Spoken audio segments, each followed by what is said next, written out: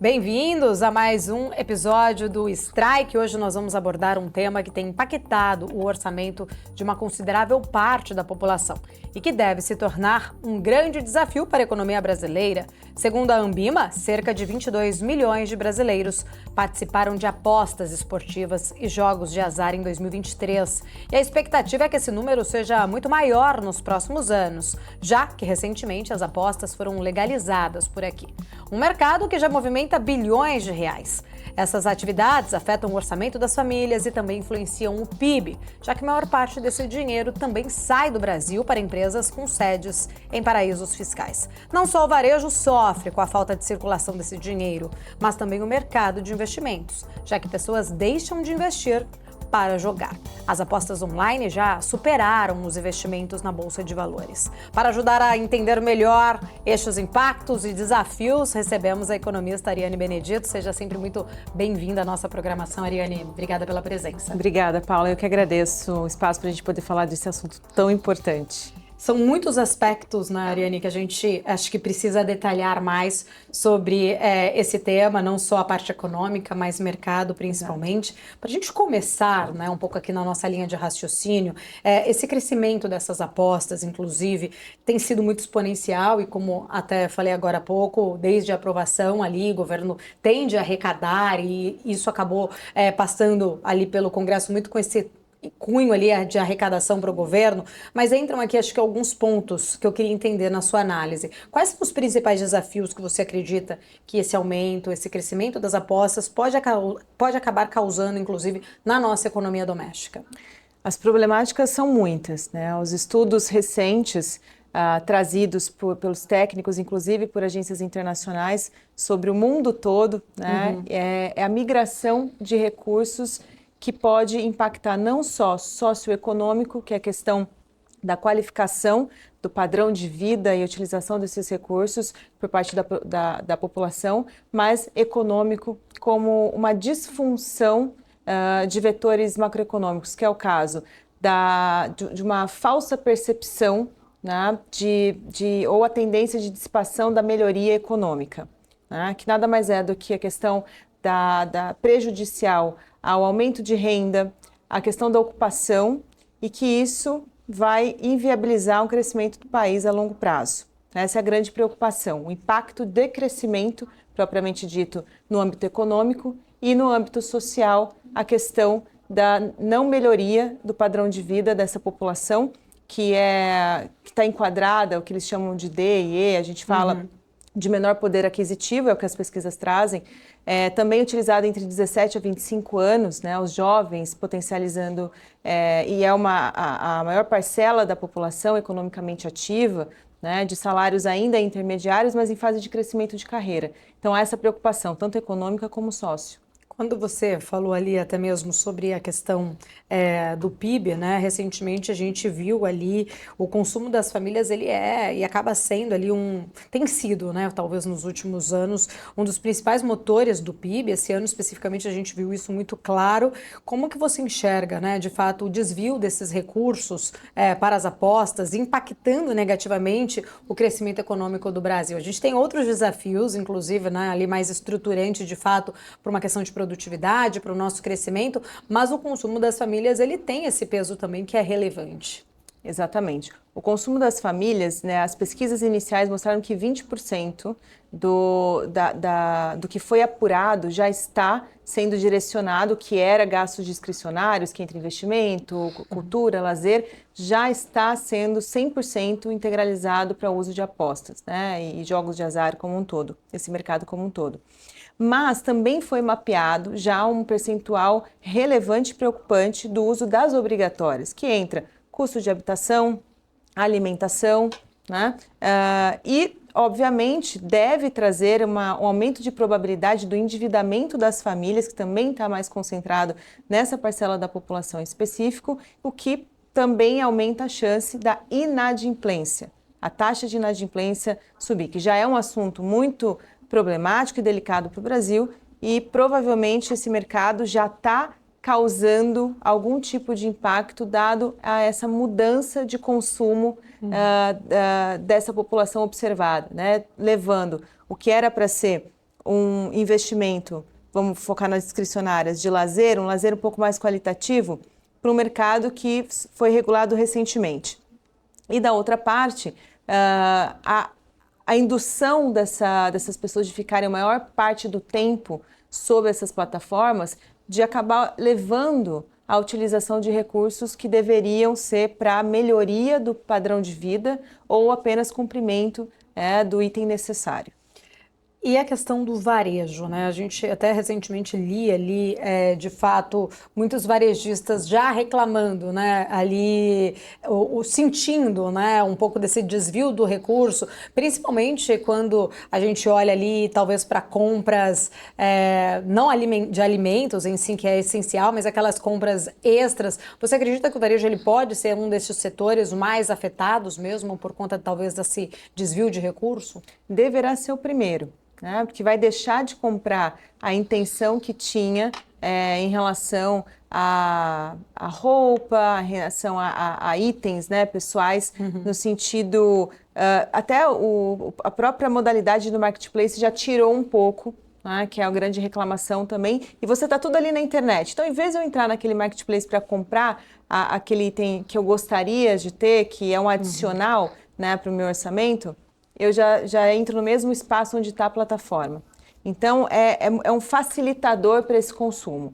Acho que o setor de varejo deve sofrer primeiramente por essa troca e, na sequência, por conta das questões de indução, como eu citei, de permanecer, de manter a pessoa por mais tempo possível ali, já na sequência impactando a parcela do orçamento que era para bens essenciais. E aí a gente tem outros setores. A gente também, a pesquisa mostrou que o próprio alimento, que é uma questão que a gente até deixa de pagar uma conta de luz, né, atrasa uma conta do gás, mas alimento é mais desesperador para o economista de olhar, e isso porque você potencializa o problema saúde, que sai só do mental, né, que a gente estava tratando a questão do transtorno, que esse mercado está trazendo também, questão psicológica, para a piora das condições de saúde dessa população pela simples troca de recursos.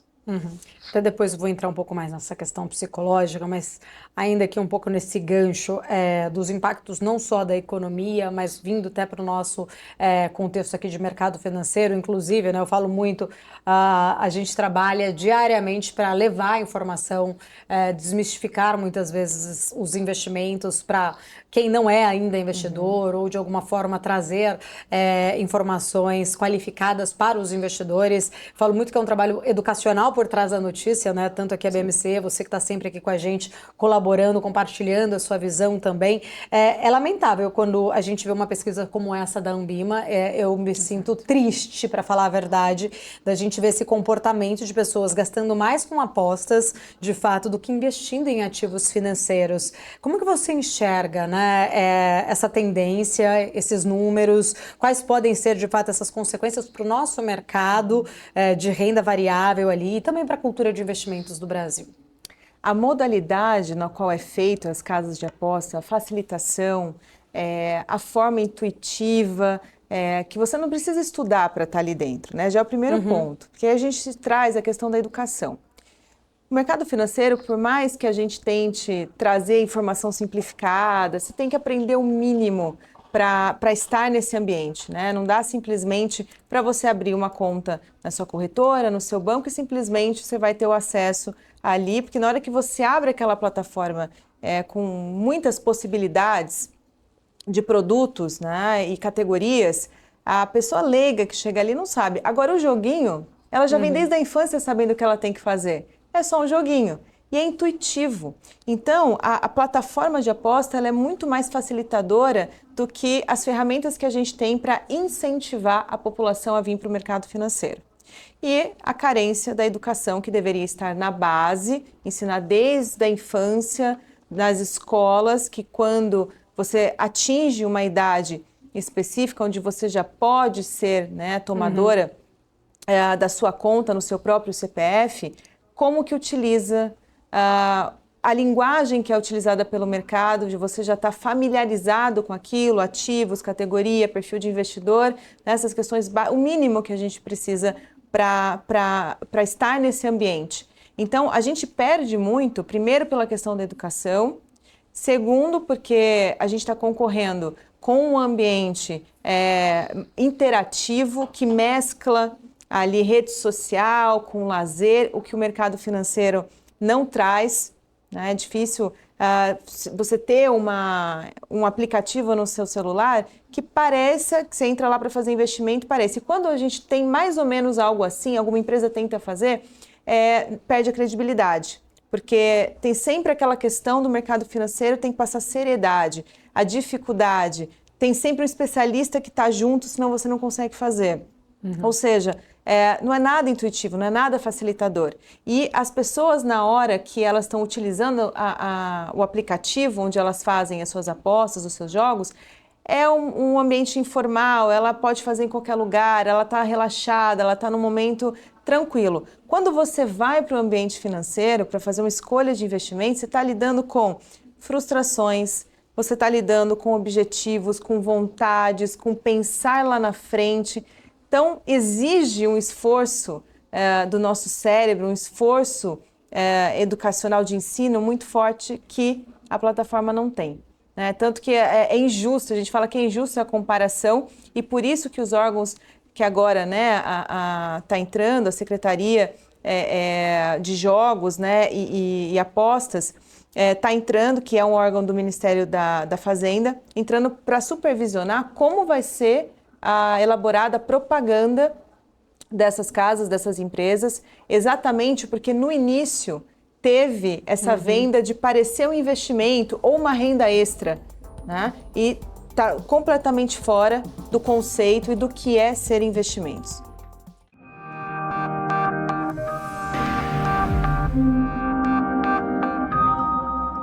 E 14% da população no qual participam aí das apostas online olham para isso ali como se estivessem de fato fazendo um investimento, né? E é um número muito alto. Olhando ali na comparação, a gente tem, por exemplo, aqui o fenômeno refletindo essa tradição cultural, observando essa mudança talvez na forma como o brasileiro enxerga essa percepção sobre apostas e possivelmente alternativa de investimento. E como você falou, não é um investimento, né? Mas essa percepção, talvez induzida, né, muito por essa narrativa ali, traz um ponto de preocupação muito grande para o mercado de investimentos. Exato. Aqui a gente tratou, Paula, da população que não tem esse conhecimento deste mundo.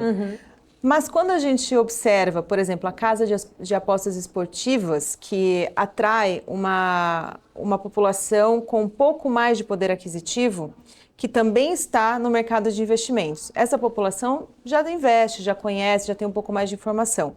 Mesmo assim, atrai por essas questões do lazer, do ambiente informal, da distração que isso causa e do valor muito menor do que ele vai utilizar para investimentos de fato, né?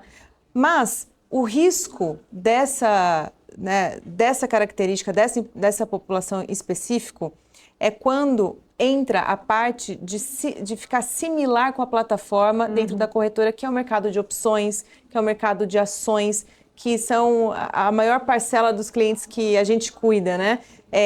Que são os traders, né? A gente cuida desde quem começa, quem já tem um certo histórico, que já foi, já voltou, exatamente por conta de achar que simplesmente você chega na plataforma, é uma aposta, é um valor que eu não vou precisar, então eu vou arriscar. Né? A mentalidade errada desta profissão, que também não é aposta, não é investimento, é uma profissão. Né? E aí as mesmas pessoas que geralmente estão envolvidas com o mercado de opções, o mercado futuro, né? O mercado de trading e em diversos produtos, dólar, criptomoedas, agora muito ativo também, geralmente é atraído para essas casas de apostas por conta do mecanismo muito parecido. O que difere o mercado de aposta, você coloca um valor específico e é aquilo que você vai perder. O mercado futuro não, o mercado de opções não. Dependendo da margem que você tem disponível, onde você opera, A perda pode ser muito maior do que o valor que você colocou. E mais uma vez, o mercado de investimentos se torna mais arriscado e menos atrativo para reter a atenção 100% desse público. É mais fácil novamente para a casa de apostas, mais divertido. Aqui eu tenho risco, eu tenho que aprender, eu tenho que gerenciar esse risco, eu vou precisar de um profissional, eu tenho corretora envolvida, CVM envolvida, MIM envolvida, né? E eu posso perder mais do que eu coloquei. Então, novamente, fica atrativo de novo e a gente acaba perdendo essa atenção para um mercado que deveria conter a maior parte da população lá. Não só para quem faz a operação de trade trabalha com isso, mas porque essa imagem desestimula o investidor fazer o que todos nós deveríamos fazer, entrar e ficar desenhando a vida, digamos assim, ali dentro, né? E ser autoridade, ser dono do próprio espaço, porque senão vai estar sempre dependente de um profissional e que também não é uma boa coisa, né? Não é uma boa opção.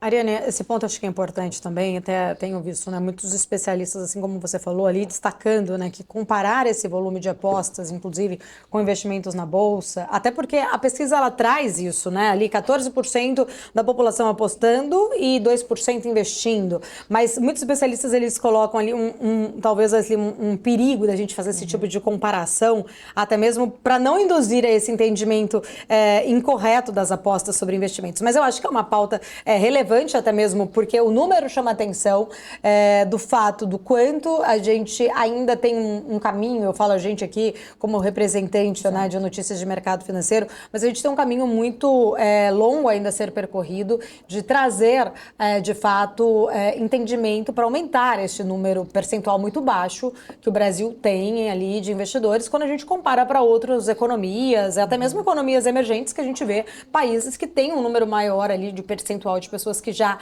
têm esse entendimento sobre o mercado financeiro. Mas muitos especialistas colocam ali que seria, de fato, um equívoco trazer essa comparação. Mas eu queria entender na tua leitura, né, se você também acha muito sensível quando a gente faz esse tipo de comparação, até porque não é investimento e traz aí, talvez, pode acabar afetando, de repente, decisões financeiras dos brasileiros, até mesmo estabilidade econômica. Como que você enxerga, de fato, talvez esse desafio em lidar com este tema, porque a gente sempre trabalha muito ali em desmistificar que o mercado financeiro não é um mercado de apostas, que tem muita gente que também tem essa opinião divergente, né, errada, formada de uma forma errada. Eu fico muito interessada por esse assunto e para onde tomou, né, que caminho tomou de fazer essa comparação com o mercado financeiro, preocupar muito mais do que a parcela utilizada que vai drenar a parte de alimentação das famílias, né? Na opinião, na cadeira como economista, isso me preocupa muito mais, né? Porque primeiro eu preciso fornecer para essa pessoa, Paula, o mínimo necessário de sobrevivência para que ela tenha interesse no ensino, interesse na educação. E aí sim, pensar em conduzir ela para fazer o que todo adulto deveria fazer, né, quando chega nessa fase da vida onde tem que direcionar parte do seu recurso pensando no seu futuro. Mas se essa pessoa que eu estou lidando, que usa a casa de aposta, ela está usando o básico que ela tem para utilizar isso, né, não tem como eu levar para o mercado financeiro e comparar com investimentos. Realmente, não tem. Além disso, não é só que a gente vê falar sobre investimento e casa de aposta, mas a renda extra. A questão da renda extra. Isso. A renda extra deveria ser a troca de mão de obra por um recurso financeiro, né? Quando você está indo para a plataforma, você está colocando o seu recurso financeiro para ter, né, mais recurso financeiro. Isso deveria ser feito no mercado de investimentos. E é por isso que é uma linha muito tênue, que parece que é, mas não é, né? Então, a gente, primeiro, investe mão de obra, investe tempo para que a gente tenha uma remuneração, um salário e parte desse investimento, parte desse salário, né, a gente tenta distribuir para a carteira de investimentos para que você crie uma vida estável, uma vida sólida, tal da liberdade financeira, futuramente a independência financeira dessa pessoa. Mas nessas condições que a gente tem hoje, desses 14% da população que estão na casa de apostas, a gente está falando de pessoas que nem chegaram lá, nem chegaram a abrir a conta na corretora, a maioria delas, né? Como eu citei aqui o exemplo das pessoas que têm um pouco mais de poder aquisitivo, que ficam divididas, elas não deixam de fazer porque o valor da aposta é muito baixo, perto do que elas já têm de investimento, e acaba até tendo o interesse de conhecer a profissão do trader, mas, né, ainda assim, esse grupo ele é pequeno, dado o tamanho da quantidade de pessoas hoje que a gente tem no Brasil que estão utilizando desse mercado. Né? Então, a gente tem que tratar, primeiramente, das condições básicas até que eu possa levar ela para a educação financeira, para ensinar o beabá do planejamento financeiro, o beabá do investimento. Então, sim, é injusto a gente fazer essa comparação. A gente, é importante agora a gente comunicar e falar, informar, principalmente dessa diferença, mas alertar os técnicos também, os profissionais, para como é que a gente vai lidar com a questão da realocação de recursos dos bens essenciais, que vai causar, inclusive, essa disfunção que eu citei no início, sobre a percepção da melhora da economia. Né? Porque se a gente cresce, como a gente viu o resultado do PIB, a gente cresce, mas as pessoas relatam ainda condições ruins de vida, a gente não desenvolveu o país. Isso é um problema no longo prazo. Né?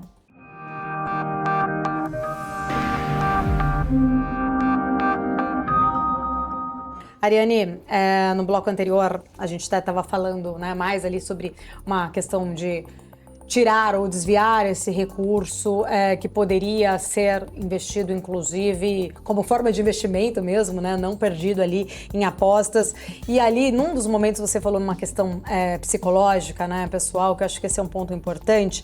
Eu queria entender, né, que além desse impacto financeiro, não só na economia, no mercado, esse impacto psicológico, até mesmo, né, principalmente quando as pessoas perdem ali o dinheiro, de alguma forma, ele pode trazer até mesmo uma pressão emocional a ponto de afetar a produtividade desses trabalhadores, numa análise ali em relação à questão econômica, trazer de fato ali, de repente, né, uma situação emocionalmente ruim que vá atrapalhar essa produtividade do trabalhador?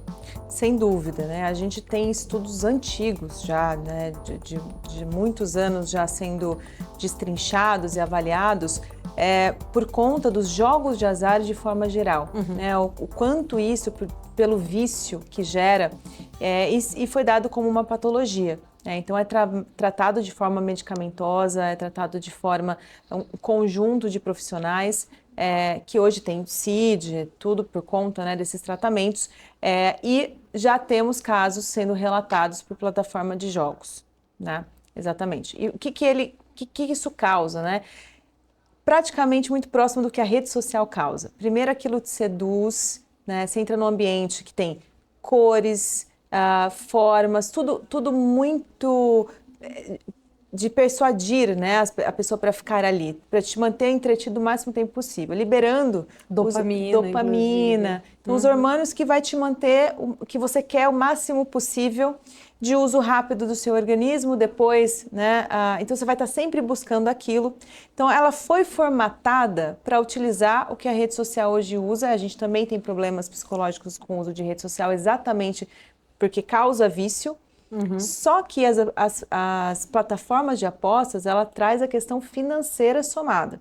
E aí você começa a ter problemas financeiros, de repente você está tendo problemas sociais por conta, primeiro, do tempo que você leva dentro dessas plataformas, e segundo, porque você vai querer cada vez mais a geração de recurso para estar lá dentro, para fazer parte daquilo, né? Então, acho que pior do que a rede social para uma plataforma de aposta é porque ela gera problemas em cadeia, né? A gente vê, obviamente, também a gente tem a questão de redes sociais que estimula o consumo dentro do marketplace, né? Então, assim, tudo ali, aquilo ali é uma vitrine, tá ali porque você é o produto. Se você não está pagando, você é o produto. Você está ali o tempo inteiro sendo induzido a fazer algum tipo de compra, né? Então, a gente tem as pessoas também com essa síndrome do varejo, né, a síndrome do consumo varejista, exatamente pelo fato de você estar sendo induzido e estimulado o tempo inteiro. Ali, a plataforma é praticamente um cassino na sua mão, né? O que difere do cassino é que só está no online, mas o cassino ele é feito para você não ver se o dia clareou ou não, qual é a hora, é tudo feito para que você perca a noção de tempo, noção de controle das suas emoções, né, transformando tudo isso em impulsividade. Então, você vai cada vez mais buscar aquela sensação que você acabou de ter. E, por fim, o que leva, acho que o grande problema financeiro você tem o impacto de ego, que é algo muito difícil de ser tratado, né? Até, inclusive, em pesquisas próprias de psicólogos, né? A área de psiquiatria que trata dessa questão da problemática do ego. O que seria isso, né? Lá eles descrevem da seguinte forma: então você perdeu, mas aquilo não te trata como um perdedor. Aquilo faz com que você tenha plena confiança de que na próxima você vai ganhar.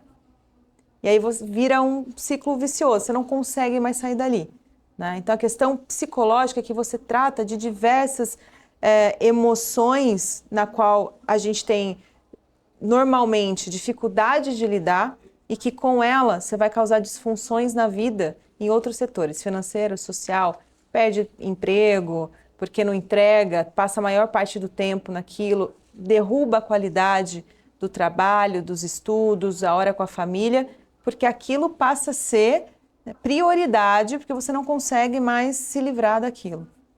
Muito interessante explicação, até inclusive eu falo que é interessante, né, o quanto a economia é uma ciência humana, por sinal, porque estuda, muita gente confunde ali, acha que é de exatas, mas é uma ciência humana que estuda o comportamento, e essa tua análise ali comportamental, né, ali embasa muito essa preocupação com esses desafios econômicos, inclusive futuros, né, porque a gente está vendo, quando olha para a mudança de comportamento, é algo ali que tende a aumentar e esse comportamento... não a diminuir. E não a diminuir, né? E dentro das ciências econômicas, quando a gente está tratando no âmbito de planejamento, você tem que procurar os gatilhos primeiramente. Então, ter uma equipe multidisciplinar não é só na área da saúde, né? Na área da nutrição a gente escuta muito falar esse termo, mas dentro de finanças também. Quando a gente vai lidar com o planejamento de alguém ou a gente está orientando um investidor, né? Você tem que procurar primeiro os gatilhos, porque na sua frente é tudo perfeito, né? Quando ele sai de lá, na hora de atuar, ele vai responder aos gatilhos que ele tem no dia a dia, na forma com que ele conduz a vida. Então, a gente também, economista e planejadores, precisam do auxílio do psicólogo, do psiquiatra. E muitas vezes chega casos para a gente que não é com a gente naquele momento, né? Chega relatando um problema financeiro e quando começamos a estudar o padrão de vida, como ele lida no dia a dia dele, a gente começa a achar coisas ali que não está no nosso âmbito. É preciso passar primeiro pelo tratamento com um profissional específico para aquilo e depois volta para a gente. Porque se simplesmente eu dou o remédio da dor de cabeça, né, o que causa essa dor de cabeça não foi tratado, ela vai ficar voltando. É o que geralmente acontece. Então, primeiro trata a causa, para quando você chegar sem dor de cabeça, a gente consiga pensar de forma eficiente para mudar hábitos, que é a questão da plataforma de apostas, acaba virando um hábito, né? Porque você está fazendo aquilo o tempo inteiro e quando já chega na questão patológica, aí não tem como. Aí é necessário ir para especialistas e profissionais, porque só a mudança, a vontade por si só, dificilmente vai conseguir. A mesma coisa acontece no planejamento financeiro, na parte de investimentos, o mecanismo é o mesmo. Ariane, né, voltando de volta ali um pouco mais nas questões de impactos econômicos e de preocupações, até o Banco Central ele já demonstrou ali preocupações com esse impacto das apostas na economia. A gente estava falando aqui sobre consumo, PIB, enfim, mas na sua opinião, quais medidas regulatórias de repente poderiam ser implementadas para tentar mitigar estes danos, né, que nós estamos vendo aí, até mesmo essas preocupações que a gente tem colocado, a mudança desse comportamento, ou tirando de setores como varejo, de alguma forma em geral, né, você acredita que a gente precisa pensar em medidas regulatórias mais sérias, políticas mais sérias em relação a esse tema? Eu acredito que sim. Eu acho que deveria ser muito mais apertado e vamos usar o termo mais agressivo no sentido de legislação, no sentido de tributação, porque a tributação da lei que passa a ter vigência no dia 1º de janeiro de 2025, ela trata apenas dos 15% sobre o ganho, né, de quem aposta. Então, a pessoa física que vai fazer sua declaração vai incidir 15% do prêmio, né, do que ganhou. Mas e para a empresa? Eles colocaram os 30 milhões para aquisição da Ortoga para funcionamento, que essas empresas, inclusive, pode ter até 3 marcas vinculadas a elas. E como fica o restante da tributação? Eles têm que entregar 12%, ou seja, é permitido perante a lei que as empresas fiquem com 88% da arrecadação. Deveria ser muito menor, porque é uma forma de você desestimular esse mercado. Mas, por outro lado, tem a questão do cálculo do quanto esses 12% e vai incidir. E a gente está falando, em média, só na largada, só após o início dessa arrecadação, de 3,4 bilhões de reais. Então, o número é muito significativo, né?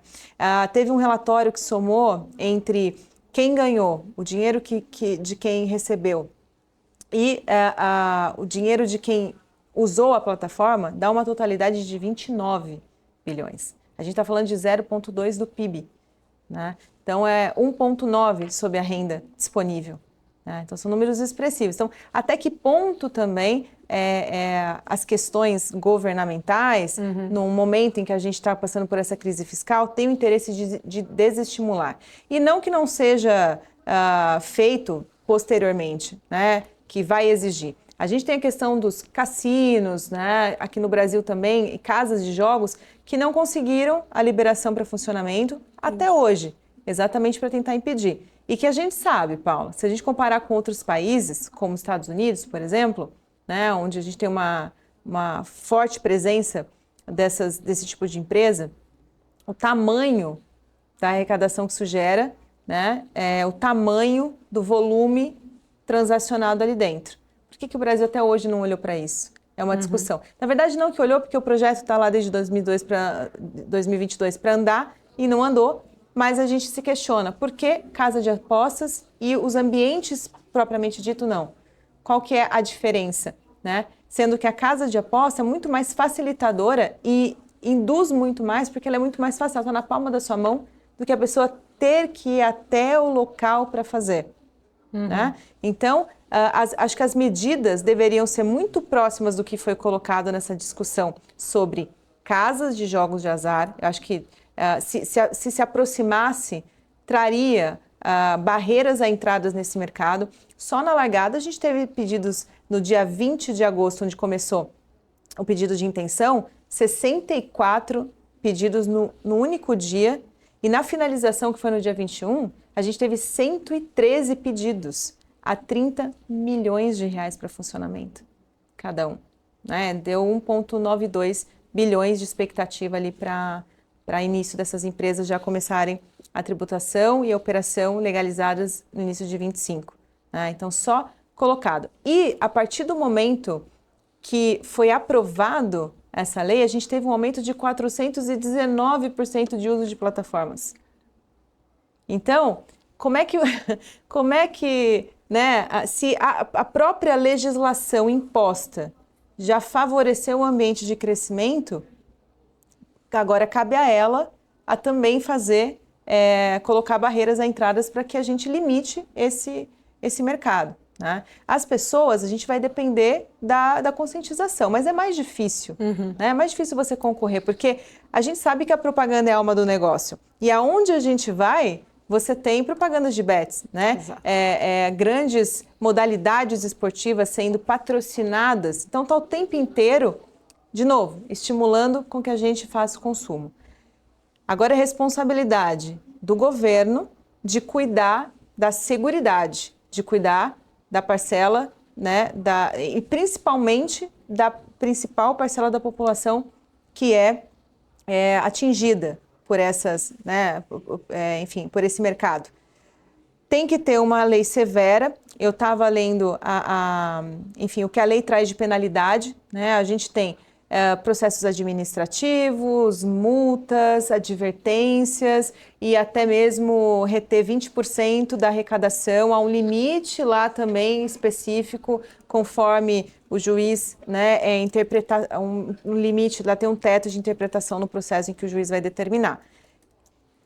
Eu achei pouco para recorrência, mas se a gente pegar a legislação brasileira, ela também é fraca em diversos pontos em outras penalidades setoriais brasileiras. Né? A gente também não pode deixar, por exemplo, que o setor de agro, indústria, seja mais penalizado, e geralmente e por enquanto está sendo, do que esse mercado novo que chegou agora, né? E que traz riscos eminentes para a população, riscos econômicos eminentes, todos esses citados aqui no começo. Né? Tem que ser mais apertado a lei.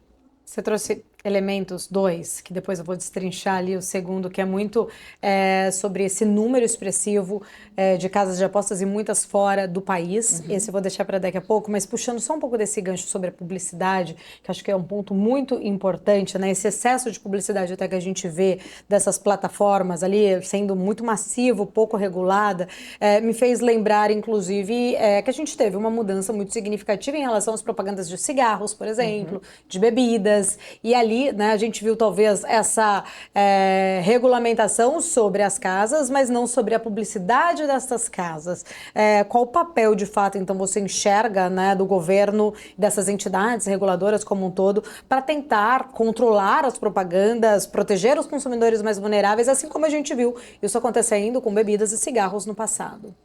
Uma questão interessante, porque tem um projeto ministerial, né, 1231, que ele trata de jogos responsáveis. E lá ele descreve como você deve utilizar a propaganda. Então, você não pode colocar a linguagem como investimento, como renda extra.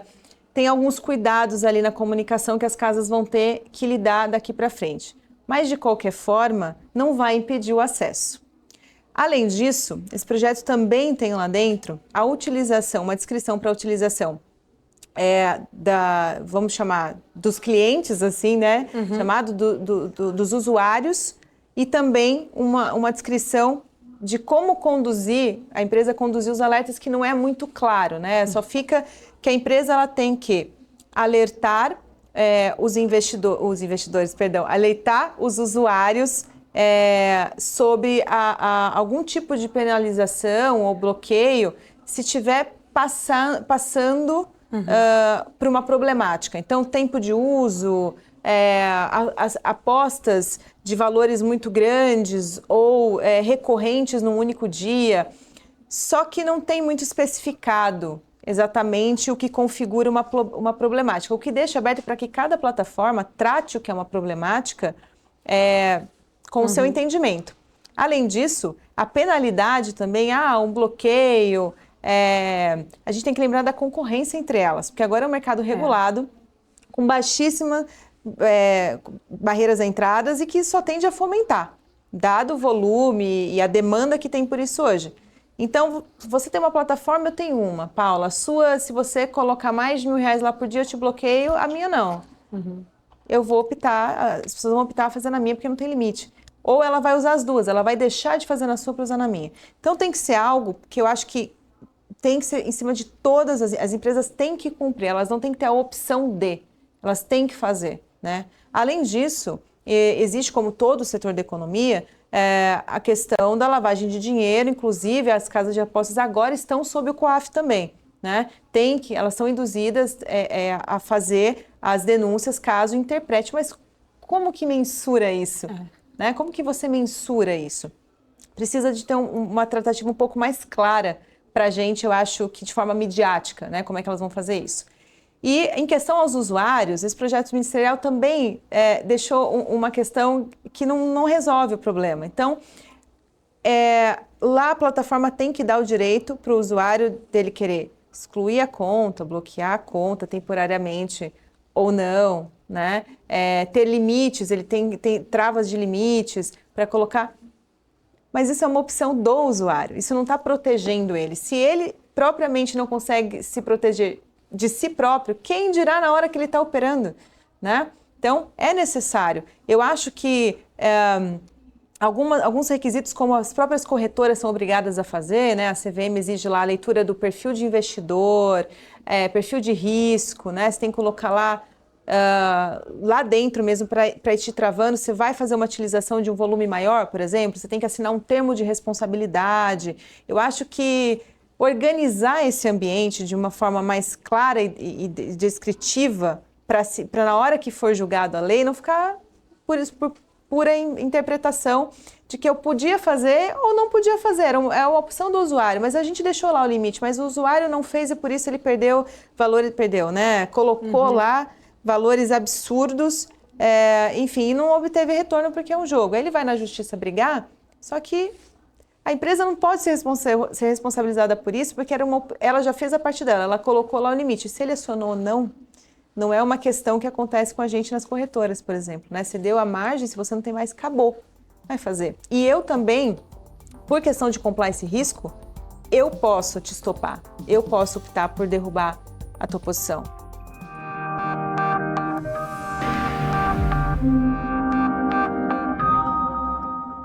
Muitos investidores só descobrem o seu perfil de fato numa adversidade. Porque muitas vezes a pessoa fala assim, não, meu perfil... Tem gente que já vai no moderado ali e tal, mas aí tem gente que já vai ali num perfil mais ousado e na hora do risco em si, aí ele descobre que de fato ele não era daquele perfil. Né? Então, assim, exatamente. É difícil, até mesmo quem tem essa capacidade ou já está habituado a fazer, né, talvez esse auto-julgamento, imagino o quão difícil principalmente para apostadores, né? Que você estava falando ali agora. É bom você citar essa questão, né? Porque por mais que a gente tenha, veja, né? Mesmo assim é difícil da gente controlar.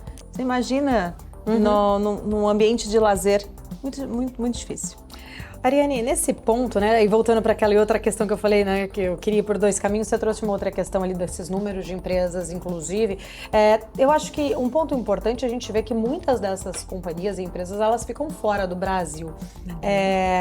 Muitas até em paraísos fiscais, enfim, tem essa regulamentação em relação ao pagamento das taxas de impostos, mas de uma forma em geral, isso também é algo que impacta, talvez ali na sua visão, a economia, até porque, né, dinheiro que sai ali do Brasil poderia estar sendo investido em setores internos. Exatamente. Tanto que a lei regulatória diz, né, que os percentuais que foi colocado lá dos 12% que vai vir, né, e esse início agora para a regulamentação das empresas, serão distribuída uma parte dela para setores produtivos, para tentar diminuir um pouco essa possibilidade. Lá tem segurança, educação, lazer e essa questão do investimento produtivo também. Mas vamos pensar que a maior parte, que aí é a questão dos 80% que vai ficar na mão dessa empresa, uma grande parcela dela a gente vai perder. Porque se essa empresa for querer retornar esse valor para a economia brasileira, tem todo o sistema de tributo que para ela não é interessante. E para onde vai? Que também é uma incógnita ainda para a gente, para economistas, para tentar mensurar o impacto inflacionário que essa transferência de recurso volumosa vai fazer, né? Porque é uma novidade, a gente ainda não sabe, mas se realmente parte desse valor vai sair, a gente vai ter acho que uma grande dificuldade com a questão de crescimento, tirando o fluxo produtivo. Né? Tirando o fluxo produtivo e tirando o consumo. A gente tem um risco muito grande de ter uma desaceleração econômica por conta desse mercado. Do tamanho que ele representa e aonde ele atua. Consumo e produtividade. E com certeza, dificilmente esse volume que sai, ele vai retornar de uma forma fácil, porque operar o sistema Brasil não é fácil por conta da complexidade do sistema tributário, que tende aí agora... para os próximos anos começar a viver após a implementação da reforma tributária, mas que ainda assim, sendo um dos países que mais taxa no mundo, qual é o incentivo que a gente dá para que esse recurso volte para o Brasil? Talvez em operações financeiras, no caso do câmbio, no caso de financiamento de fora para cá, porque a gente acaba perdendo por conta da depreciação da moeda, mas... para a utilização de crescimento e desenvolvimento Brasil. O financiamento ajuda, mas é um recurso que está fora. Então, a grande parcela de valor a gente acaba perdendo. Você falou ali em relação à produtividade e também tem a questão do impacto da geração do emprego, né? Você estava falando ali até mesmo da regulamentação de locais físicos que não conseguiram se enquadrar nessa legislação e aí tem, né, os defensores, no caso da regulamentação, colocavam ali de fato que é a geração de emprego, da empregabilidade dessas casas físicas e que nas remotas, online, isso não tem. Então também acaba sendo um fator também ali, né? Exatamente, e eu acho que deveria ser uma questão que a lei deveria tratar, porque tem setores que têm algumas isenções e que precisa manter ali, que foi o caso da exoneração da folha de pagamento, que trata de um nível ali que você tem que ter, você tem que permanecer, eu te dou a desoneração, mas você garante 75% que era, né, proposto ali dos empregos, não pode demitir. O mesmo deveria estar para esse setor. Então, para você formalizar, além dos 30 milhões para você entrar para esse mercado, você ainda tem que ter uma estrutura física com essa formalidade, tantas salas, com uma sala de direção, uma sala de compliance, que exigem de empresas financeiras aqui no Brasil, que é o caso das gestoras, por exemplo. Você tem que ter pelo menos 3 diretores e uma consolidação total ali de colaboradores numa faixa... vamos supor, né, algum percentual relevante ali de 2 a 5% da quantidade de pessoas atuando na plataforma, isso dividido, né, para 113 empresas. Né, então, um exemplo que seria, você não pode ter menos de 10 funcionários para colocar uma casa de aposta para rodar. No entanto, essas empresas são tecnológicas, e aí, exatamente, Sim. Eu não preciso disso. Mas se a lei exige que você tenha, você não tem opção, você vai ter que arrumar alguma forma de ter esse quadro de colaboradores e com isso você está gerando emprego. No modelo que a gente tem agora, não. Então, tecnologia pura, muitas vezes não consumida de nós, porque essas empresas estão fora daqui, e também não precisa de uma estrutura física robusta.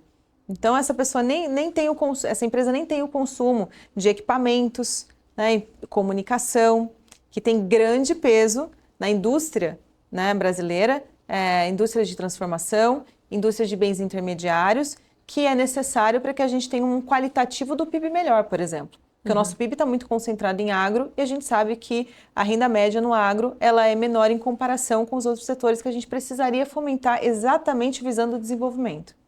Ariane, chegando quase na nossa reta final e até quando a gente estava falando ali, fazendo comparação, inclusive, com outros países, né? Porque esse é um problema que, de fato, eu falo problema, ou talvez aqui corrigindo, os desafios, né, que o Brasil vai ter, tanto na parte econômica, que não é só o Brasil, outros países também têm enfrentado, mas eu li algumas críticas, principalmente em relação à demora dessa regulamentação. Até você falou, né? Estava lá há anos e a gente viu agora uma aprovação mais uma toque de caixa ali, a gente está no meio de uma transição no qual você falou também de reforma tributária, que a gente tem aí um sistema tributário complexo e vamos ter 10 anos até ali de transição, enfim.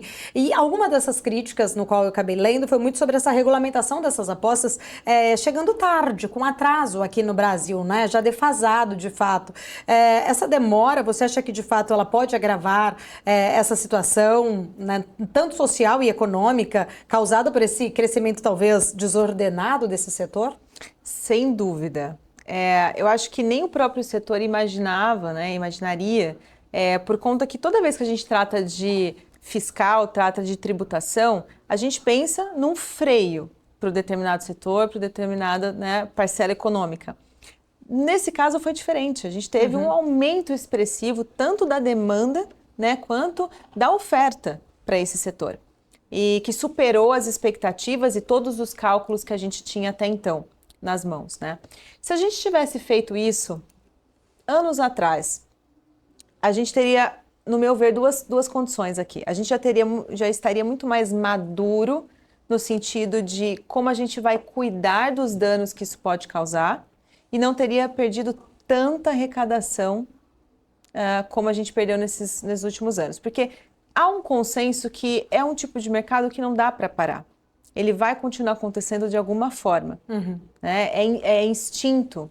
Não tem como. Se acabar a casa de aposta, a gente vai inventar uma outra coisa para consumir essa interatividade. Né? Vai acontecer. Que é o caso dos cassinos que existem há anos. né? E aqui no Brasil a gente acaba perdendo, porque é proibido. Mas de tempos em tempos a gente sabe de um caso que aconteceu. Você não consegue parar, né? Então não é mais fácil regulamentar? Quanto mais tempo você demora para fazer, mais receita você está perdendo e mais chances de maturidade dessa atividade você também deixa de ter uma eficiência na hora de fazer essa regulamentação, que foi o que aconteceu. E a gente já tinha casos no resto do mundo, Canadá, Estados Unidos, que são os principais que a gente utiliza ali para estudar, o caso da Colômbia também, que chegou um pouco mais tarde, mas também conseguiu fazer de uma forma exemplar. O que a gente não pode só pegar como exemplo o que acontece lá fora e trazer para cá, porque quando eu trato de Canadá e Estados Unidos, é uma condição, país completamente diferente. Econômica, social, completamente diferente, né? E principalmente, de novo, tratando da maior parte dos consumidores estão na parcela da população de menor poder aquisitivo. Isso é o que mais preocupa, porque, de novo, lá, Estados Unidos e Canadá, tudo bem, tem problemas como tem aqui, né, uma parcela da população que é menor do que a gente tem aqui, mas existe lá dependente ainda de programas sociais, porque não consegue sair da zona de sobrevivência, digamos assim, né? E aqui o número é muito maior, por isso que ele é muito mais desafiador para a gente. E num país que a gente mexe com educação e que estamos tentando já há uns bons anos modificar isso. Lá eles estão meio caminho andado, já nascem com uma parcela da educação financeira, já sabem o que tem que fazer e o próprio sistema econômico empurra a população para o modus operandi. Eles não têm opção, né? Eles não têm o INSS para pensar na aposentadoria por eles não têm. Então o próprio sistema já te condiciona para isso. Por isso que a dor de cabeça para eles é menor do que a nossa. E aqui chegou no momento que os números provam e colocam uma parcela de culpa em nós que é doído de ver em vários pontos. Primeiro, pela perda arrecadativa, que poderia ter resolvido parte do problema que estamos vivendo agora. Segundo, dos riscos que já eram iminentes, mas a gente já poderia ter tratado. E seguinte, porque coloca de novo, né, na nossa frente o problema educacional e de base que a gente tem na população brasileira.